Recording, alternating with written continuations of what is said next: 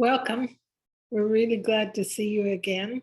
Today, we want to talk about a very simple yet profound subject in my experience, and it's called the difference between learning and Being taught something. being taught Yeah. something. Yeah. This came out of our realizing that sometimes when we would lecture or if we're coaching in a group setting, sometimes it would seem to go so deep and there was such a connection with the audience, and other times it was kind of flat. And at first we would come away from that thinking, oh, well, we weren't very on tonight, were we, or whatever. And then we realized the role that the audience played in really bringing out deeper and deeper information and learning. So what we were seeing is that when people would come to us to be taught, to kind of sit back and get something from the outside, and then hopefully go away and be able to apply that and improve their lives, it was so different from when people came to what we're saying, learn something.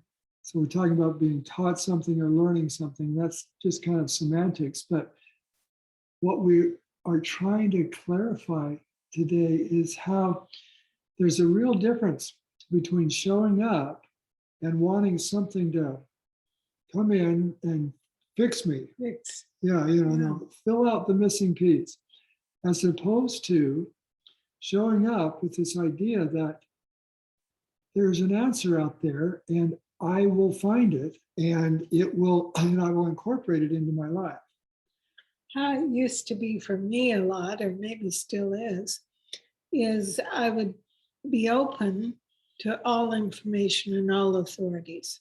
And I would listen, I'd take it in, and then I would use how it touched my own inner wisdom to see something new in it that maybe I wanted to apply, or maybe nothing in that I wanted to apply. But I always gauged it against how it related to my own inner wisdom, how my own inner wisdom accepted it, adapted it, or changed it to be ideal for this person. Yeah, I like what you're saying, because it really brings forward the point that we are our own best authority. Yes. Actually, our own inner wisdom is the best judge of whether something's useful or not. And I remember talking to a client recently where she was really confused about these different diets, and all these people are having great results, but it doesn't seem to be working for me. And it just became clear. It was like what she was being taught by this person was like handing her a map of Boulder, Colorado, and she was living in New York. So as useful as that was for everybody that lived in Boulder, she wasn't in Boulder. Her body's needs, her unique individuality wasn't really served by what this program was offering. And it's so beautiful to see that when we really rely on our own inner wisdom, what resonates with us, we actually move forward so much more quickly. Yeah. And we're not believing that somebody knows my answer. We are our own best authority, as Bill was saying, and we can learn from everyone, but we only want to take in those things that will really move this particular life forward. And our wisdom knows that best of all.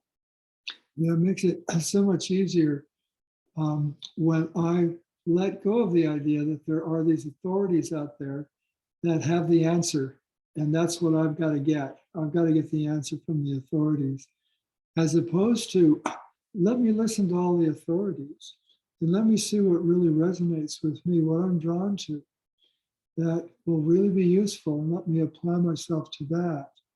There's such a greater confidence and motivation for me when I hear something that somebody's saying who's an authority, but I'm listening not to try and take in information, to pile layer upon layer of information and then draw on that to try and figure out what to eat, but rather listen to these authorities for what resonates. I mean, it's so common. I'll listen to Dr. Greger and he'll say something. I'll go, oh yeah, it like wakes something up in me instead of adding a layer of information.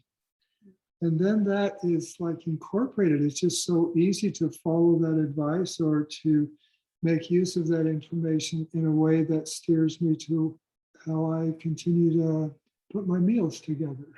Well, this is what we do in our 6-week program. We start people off with whole food plant-based to have an experience of how the body really thrives with that kind of eating. And that's a kind of outside-in approach. But as we work with people through the 6 weeks, at the end, what we have them do is listen here. Let them make their eating plan based on their inner wisdom and their inner knowing. So it's very individualized. Yeah, and it's beautiful to see the kind of calm and relaxation that comes over people when they begin to realize they can trust themselves instead of continuing to look out there for what do the authorities know? How, what can I get to fix myself? It's like, oh, you mean I really do know. And to begin over the 6-week term to see that we can trust ourselves. It's reliable, we feel good, and we don't have struggles going on. What should I eat? What shouldn't I eat? It all comes to us.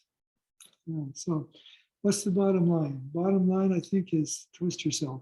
Yeah.